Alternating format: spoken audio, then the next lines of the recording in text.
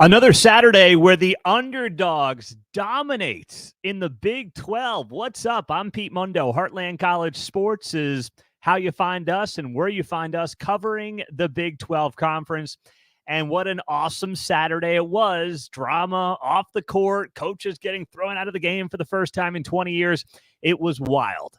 And we're here to recap it as we do each and every week at Heartland College Sports. If you are new to the show, if you're just checking us out, if you're a Big 12 or a college basketball fan, do me a solid. Subscribe to the show on YouTube. We are adding subscribers by the hundreds every month, and every single one of you matter and count. We built this thing from the ground up almost 10 years ago.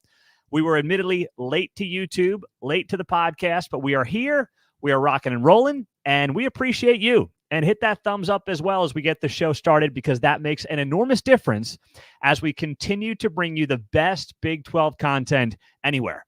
And no offense to some people who think they give you the best Big 12 content. They don't. We do. It's not close. So anyway, let's get to the games.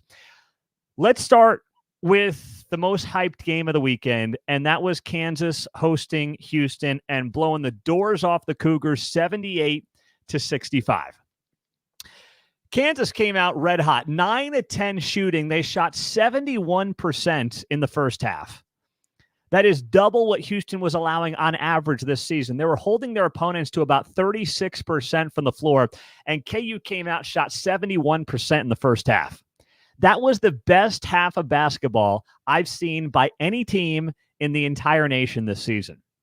And it's why I gave you a YouTube short on Friday night saying hammer Kansas plus 2.5 at home.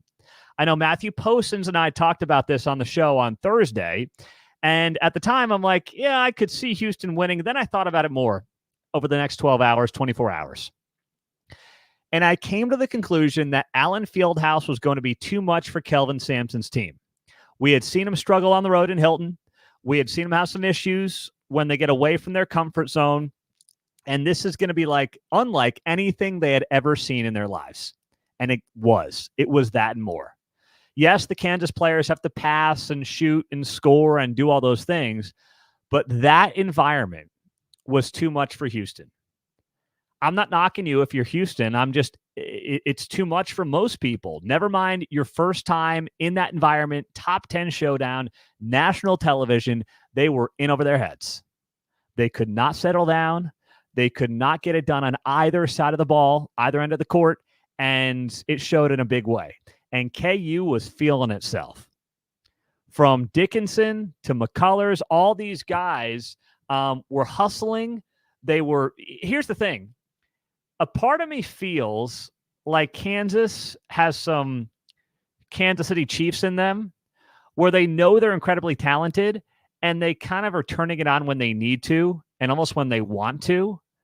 Now, KU still has some issues, whether it's rebounding, depth. I mean, some of the things that we've talked about on this show over the last few weeks. However, they put it all together in a huge way on Saturday, in a way that I wasn't sure they would. They out-rebounded Houston by 16. Hunter Dickinson was all over the place. 20 points, 8 boards. He was hustling in ways that I wasn't sure, not that he was capable of, but that we hadn't really seen down low. Willing to bang bodies, scrap a little bit, and do those things that we know he's capable of doing, but hadn't yet seen out of Hunter Dickinson. Well, he brought it, and the rest of that team brought it, and Furphy continues to grow as a freshman, 17 points. He was also hustling with 8 rebounds. The ball movement was outstanding for KU. That was the best 20 minutes of basketball I've seen all season in the Big 12, in college basketball, and it's not close. That's how impressive that performance was. For Houston, they can still win this league. They're 6-3. They're tied at the top. Now, they don't have the tiebreakers, but they're right in the mix. But for Houston, that was a wake-up call. That was unlike anything they had seen. And I'm sure Kelvin Sampson tried to warn him. Listen, he knows what it's like to play at Allen Fieldhouse going back to his days at OU. But it just looked like a team that was absolutely shell-shocked.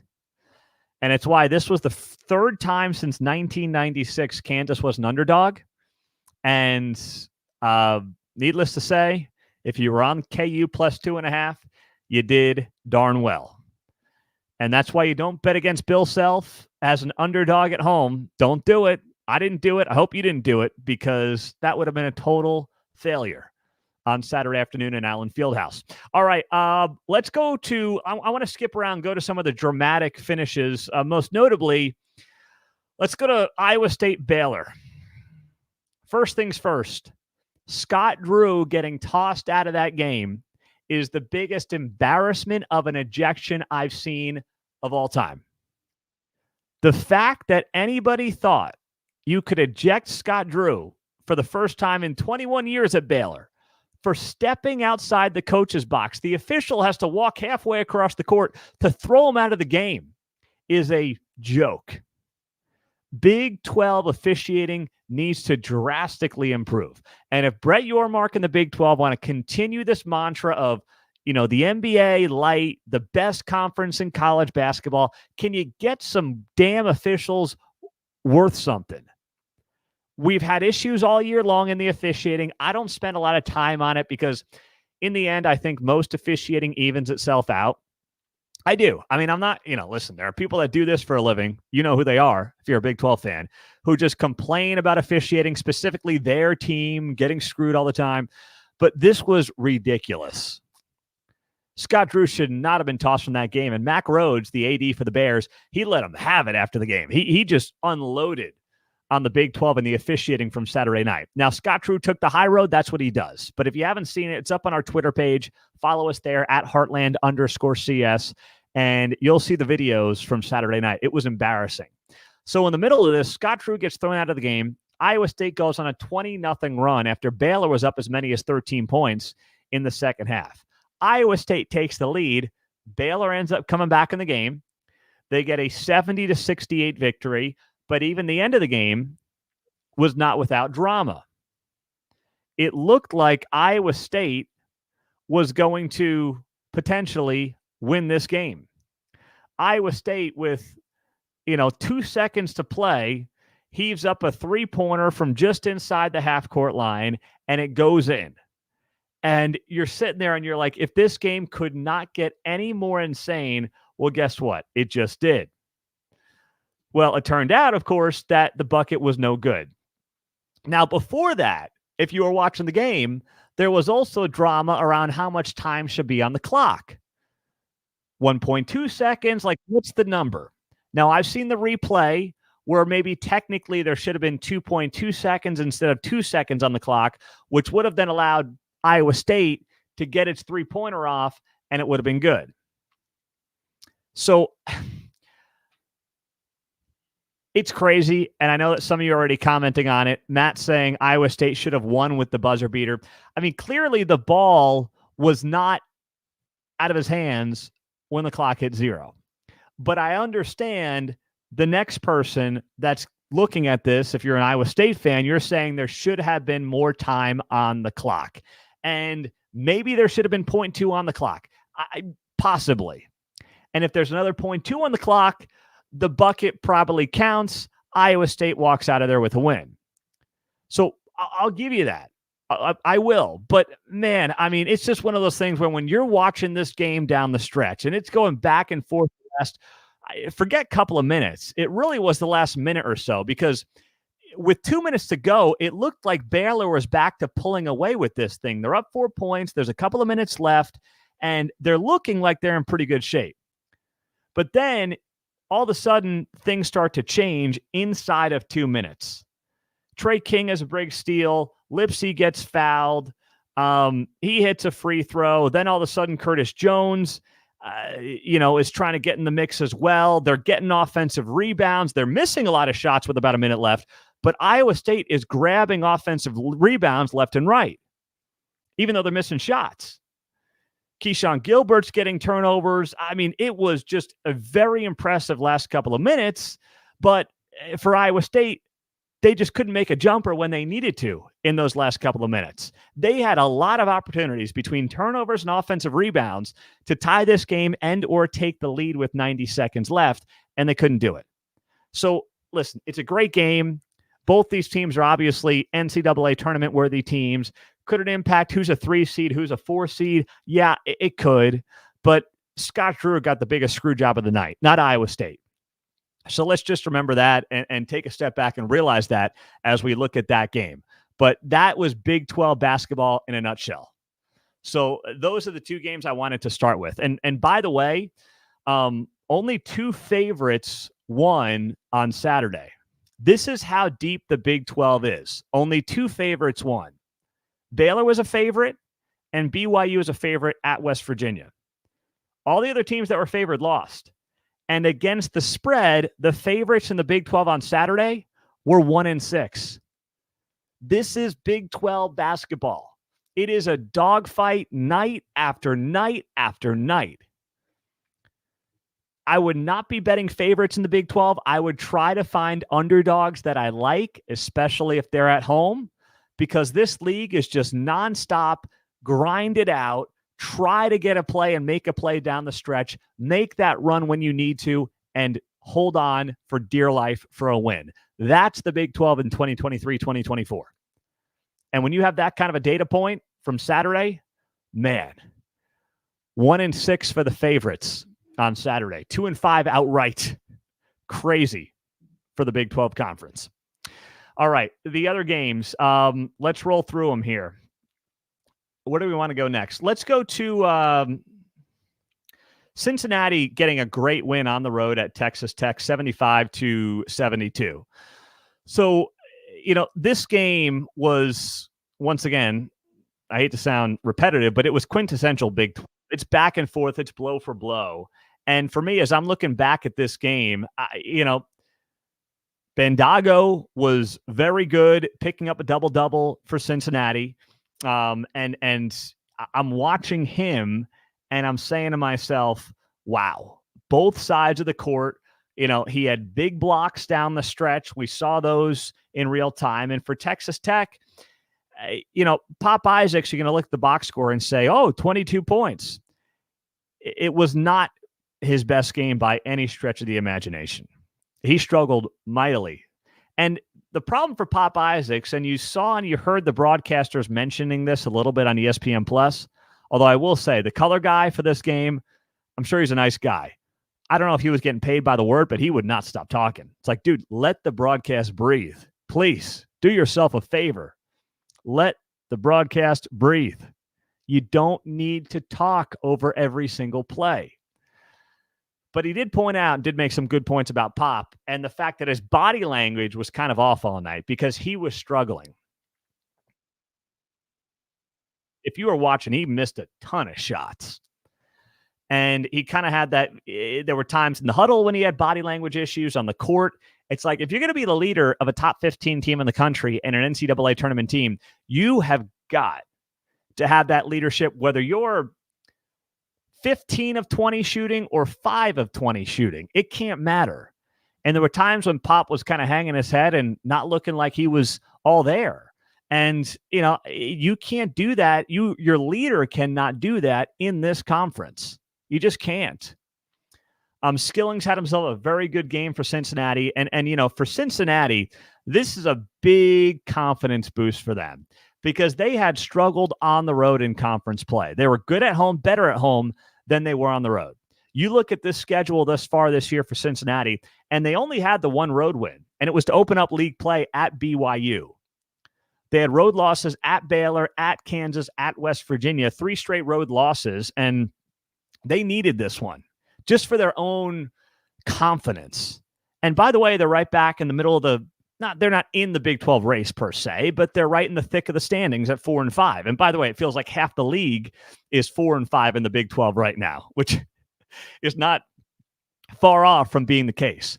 So this was huge for Cincinnati. They needed this in many ways more than Texas Tech. I know Tech wanted to keep pace and stay in first place in the Big 12, but now a Texas Tech team that has lost 2 straight.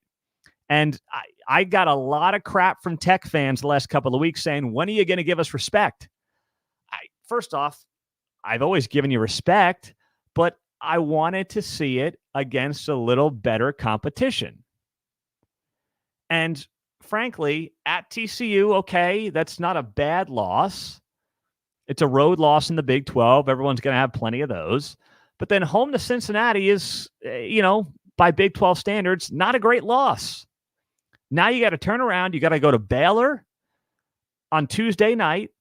And, after that, you have a bit of a reprieve at home against UCF, but look what UCF is doing right now. They just took down OU. We'll talk about that game in a second. And then it's at Iowa State or versus Kansas, at Iowa State, home to TCU.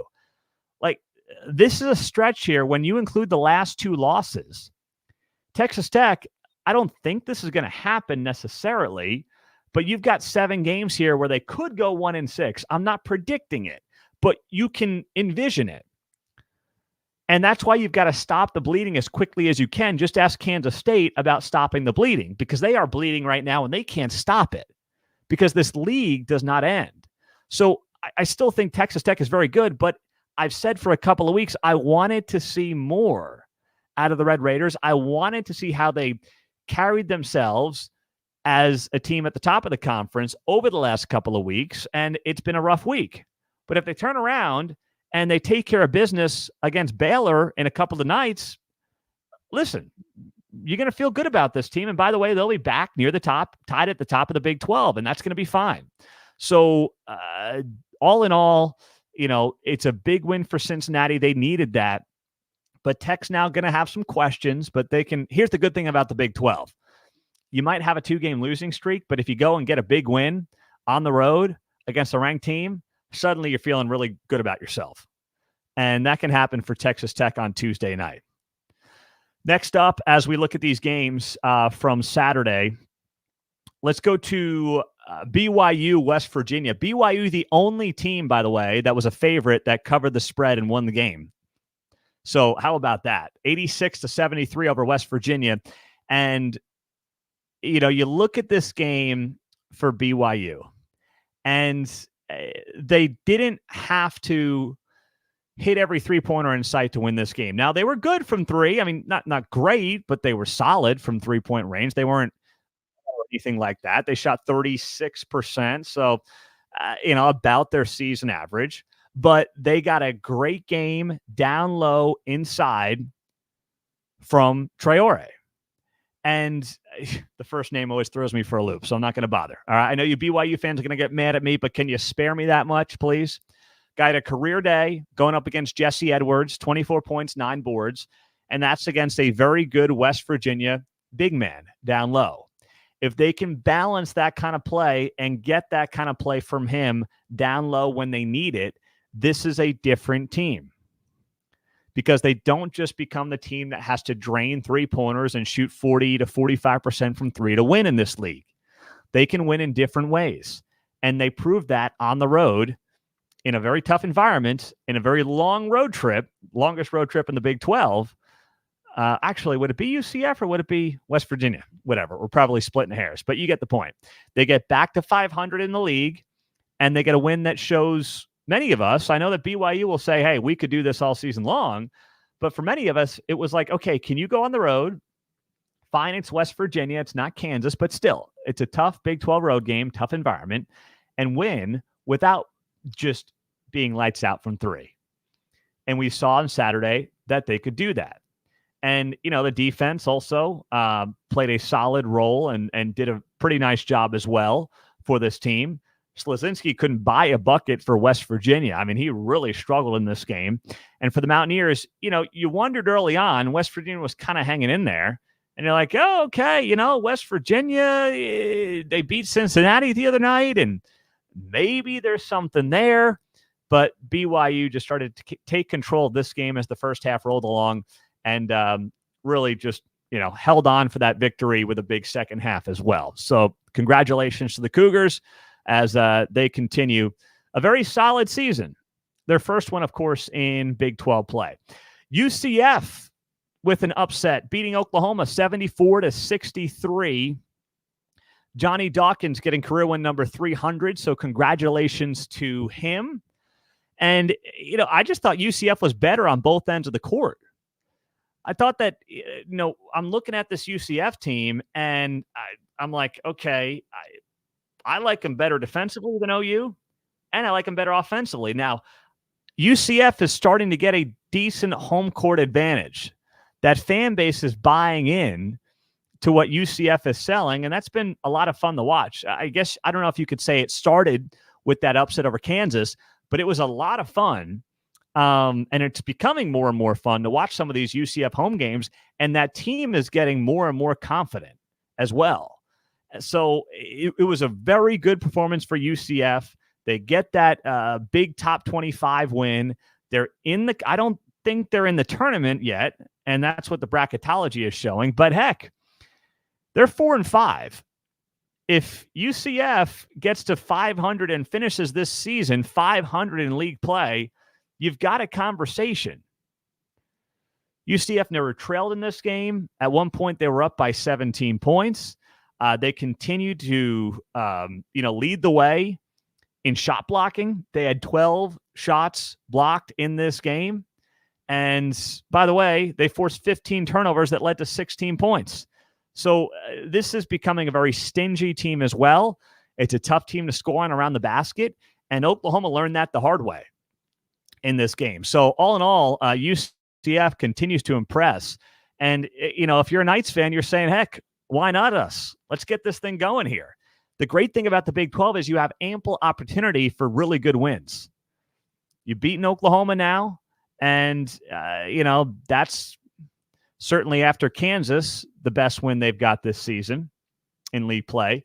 You go to Lubbock, and then you go to Provo the next two games. This will be very telling. If they can at least split these, once again, UCF stays in the conversation the last couple of weeks of the regular season, all in all. Also, looking at some of these games, Texas taking down TCU 77-66. That was the first game of the day. And, man, out of the gates, Texas got off to a slow start. TCU was all over the place. I mean, they jumped out to a double-digit lead like it was nothing to start this game. And it's like, wow. But I'm starting to feel like Texas is just – we've seen a lot of slow starts from Texas. Houston was a slow start as well last week. So I don't know what it is about Texas, but Rodney Terry has to figure out this team because they start off very slow. And we see this time after time after time with him and with this team.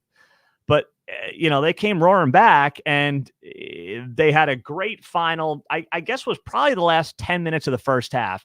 They're down 5 or 6 points, and then they go on this 25-9 run to close out the first half and really never look back. And to me, it was all about Dylan DeSue. He got going as that first half went along. He proved to be a bit too much for TCU down low. Mitchell had himself a double-double, and Texas was off to the races.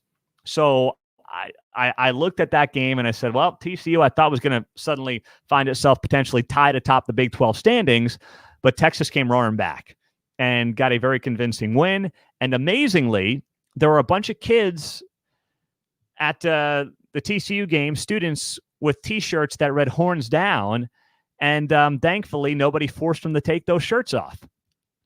And thankfully, BYU did not apologize on behalf of TCU. So go figure. I still can't get over that from last week. Last but not least, Oklahoma State picking up win number 2 in league play over Kansas State, 75-72.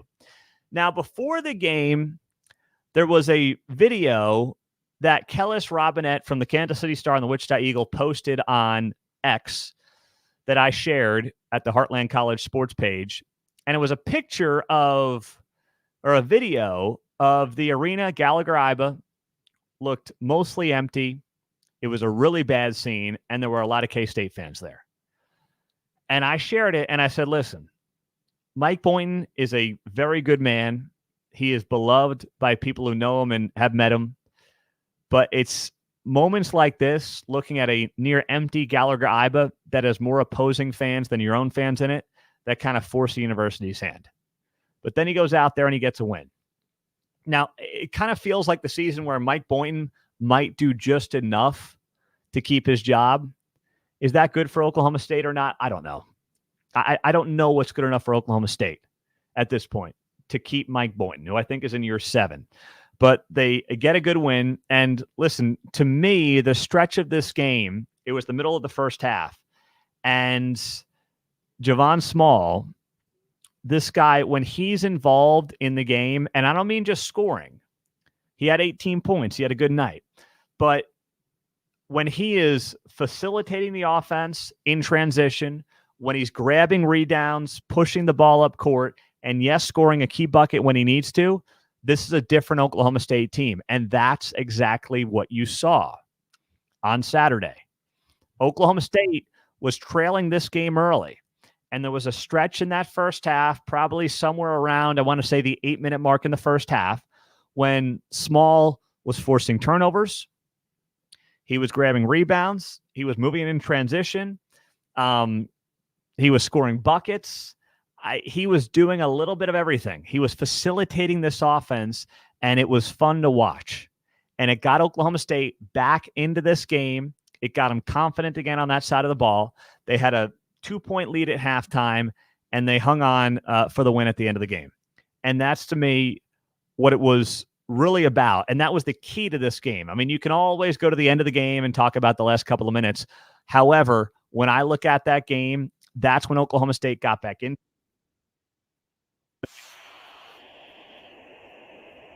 We're home. Let's get it done. And that's what they did. Now, on the other side, for Kansas State is now in free fall. They have lost 4 straight games. And we talked a couple of weeks ago. We said, hey, K-State's had a nice start, but, they had some easy games early on. UCF to start league play, West Virginia, and Oklahoma State were 3 of their 4 wins. Iowa State, Houston, Oklahoma, and then a loss to Oklahoma State. That's a bad loss. That's a really bad loss. Now you've got Kansas on Big Monday, BYU, and TCU coming up. 3 ranked teams over the next 3 games. This losing streak could hit 7 in the blink of an eye. And that's what Jerome Tang's got to figure out, how to stop the bleeding as quickly as he possibly can with this team. And it's not going to be easy. We wondered how good this team was going to be, and they came out of the gates in conference play and surprised a lot of us. But now you're sitting there and you're looking at this team and you're saying, okay, can they stop the bleeding?